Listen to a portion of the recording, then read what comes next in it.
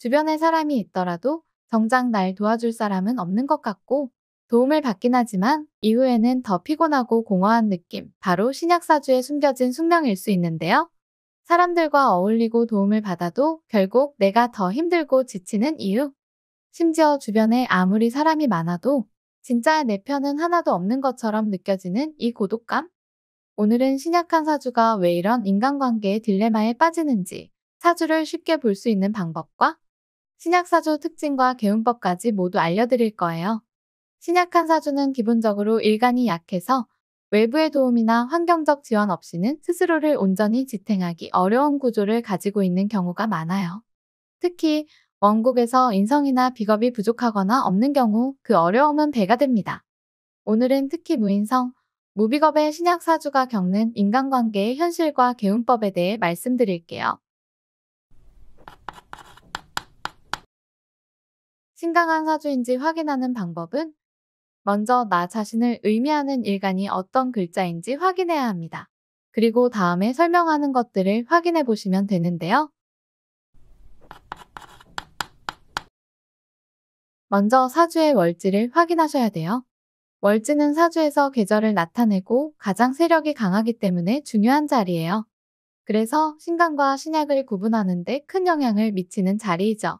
월지의 비견, 겁재, 인성이 아닌 식신이나 상관, 재성, 관성이 있으면 일단 신약할 가능성이 있고 다른 간지에도 어떤 글자가 있는지 확인해야 됩니다. 반대로 일간의 근이 되어주는 비견 겁재가 있거나 생하는 인성이 있다면 신강할 가능성이 있게 됩니다. 일간은 사주에서 나 자신을 의미하는데요.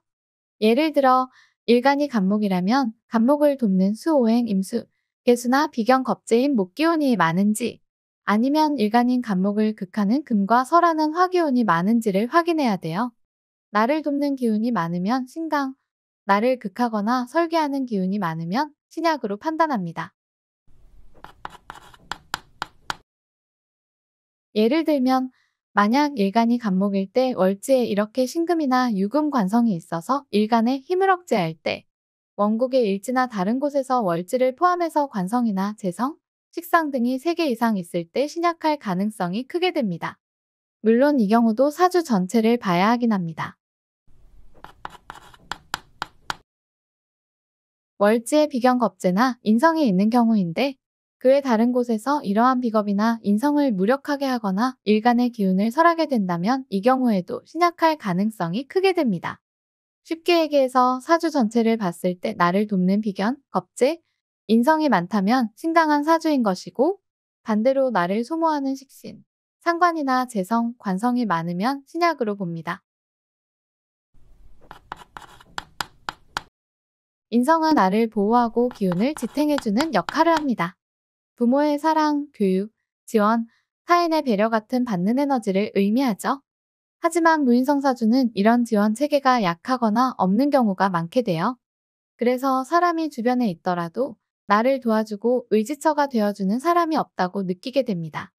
스스로 모든 걸 해결해야 하는 환경에 처해 있기 쉬운 거예요. 스스로 해결하려는 힘은 있지만 결과적으로 인간관계에서 고립되기 쉽고 인간관계가 표면적으로는 잘하는데 내면 깊숙한 곳에서는 고독감을 느끼게 됩니다. 이런 무인성 사주는 도움을 받고 싶으면서도 정작 도움받을 상황이 오면 내가 이걸 받아도 되는 건가? 받고 나면 책임이 생길까봐 두렵다는 생각을 하게 됩니다. 비겁은 나와 같은 기운으로 동료, 친구, 협력자를 의미하는데요.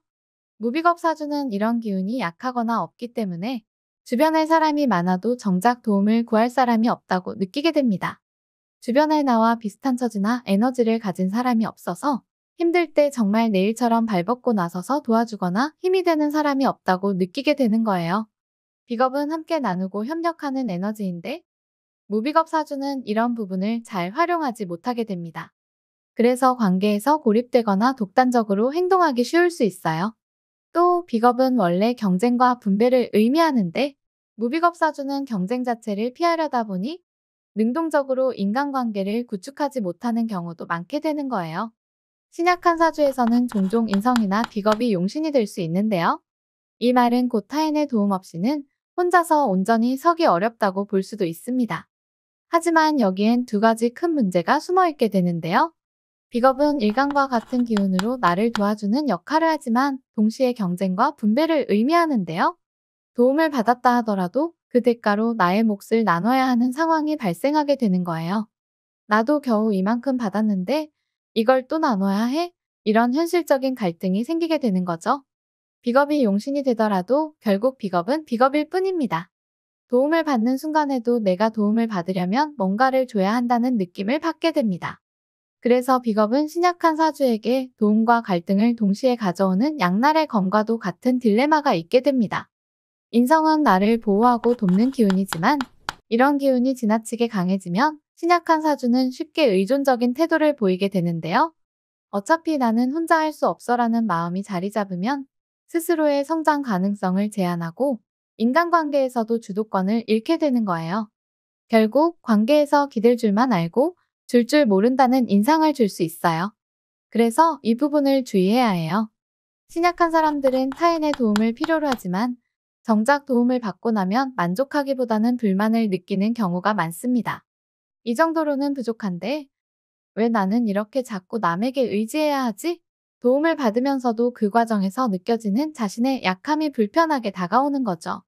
신약사주의 사람은 타인의 도움을 받고 싶어 하면서도 이 도움을 받으면 내가 빚지는 게 아닐까 라는 생각에 주저하는 경우도 많게 되는 거예요.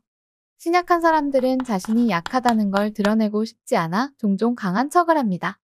겉으로는 나 괜찮아, 내가 알아서 할게 라고 말하면서도 속으로는 제발 좀 도와줘를 외치고 있는 경우가 많게 돼요.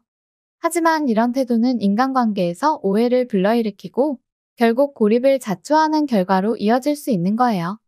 비겁이 용신이 된 신약한 사주는 도움을 받았다 하더라도 그 대가로 자신의 것을 나눠야 하는 상황이 빈번하게 생기게 되는데요. 내가 이렇게 힘들게 받았는데 이걸 또 나눠야 한다고. 이런 반복적인 분배와 갈등이 인간관계를 피곤하게 만들고 결국 신약사주의 사람은 사람들에게서 점점 멀어지게 됩니다. 인성과 비겁이 약하거나 부족한 신약사주는 인간관계에서 크게 도움을 받지 못할 가능성도 큽니다. 자신을 도와줄 사람이 없고 결국 혼자서 버텨야 하는 상황이 지속되다 보면 인간관계에 대한 회의감이 생기게 되는 거예요. 주변에 진짜 내 편은 하나도 없는 것 같아. 차라리 혼자 있는 게 더 편해. 이렇게 인간관계에 피로감이 누적되면 스스로 고립을 선택하는 경우도 많습니다. 신약사주는 타인과 함께 살아가는 거라고 생각하고 사람들과 잘 지내는 경우가 많지만 스스로 고독감을 느끼게 되는 일이 많고 사람들에게 도움을 받을 때조차도 완전히 만족하지 못하는 딜레마를 가지고 있습니다. 신약사주에서 인간관계에 문제가 있는 분들에게 말씀드리고 싶은 개운법은 균형 잡힌 인간관계와 자기 자신의 힘을 기르는 것인데요. 하나씩 설명드릴게요. 신약한 사주는 스스로의 기운을 먼저 보강하는 것이 중요해요. 꾸준한 운동을 통해 신체적 에너지를 강화하거나 책을 읽고 멘탈이 강해질 수 있도록 단련을 해야 합니다. 또 작은 거라도 하나씩 성취해가면서 작은 성취감을 느끼고 자신감을 기르는 게 중요해요. 또한 신약사주는 특히 몸이 아파도 병원에 제때 가지 않아서 병을 키우는 경우가 있게 되는데 조금이라도 몸이 아프거나 하면 바로 병원에 가서 치료받고 영양제도 챙겨 먹는 등의 나의 몸을 강하게 하는 노력들이 필요해요. 스스로 비겁 기운과 인성 기운을 키우는 거예요. 신약사주라도 도움받는 것이 불편할 수 있는데요. 하지만 도움은 인간관계의 자연스러운 부분입니다. 내가 부족한 부분을 채우기 위해 도움을 받기도 하고 나도 타인에게 도움을 주기도 하는 게 세상을 살아가면서 당연한 일이다. 이런 마음가짐을 가지세요. 도움받는 것을 받아들이는 태도가 더 큰 인덕으로 이어질 수 있습니다. 비겁이 용신이 되는 신약사주는 도움을 받고 나서도 나눠야 하는 상황이 많게 되는데요. 이럴 때는 관계에서 균형을 맞추는 태도가 중요해요. 내가 이만큼 받았으니 이만큼은 줄 수 있다는 식으로 타인과 함께 나눠 가지는 것도 연습이 필요해요. 도움과 분배를 현명하게 조율하는 게 필요합니다. 신약사주는 오히려 자신의 약함을 감추려고 강한 척하거나 남을 과도하게 도와주는 경향도 있게 되는데요.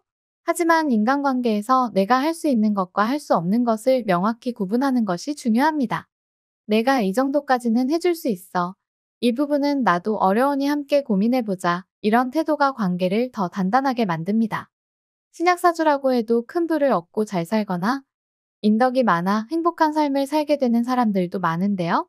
같은 신약사주라 해도 운에 따라서 많은 부분이 달라질 수 있으니 신약사주라고 좋고 나쁘다 이런 것은 없어요. 오늘은 신약사주 중에 인간관계로 힘든 분들을 위해 영상을 준비해봤어요. 다음에도 사주와 궁합 연애 이야기와 개운법으로 찾아올게요. 시청해주셔서 감사합니다.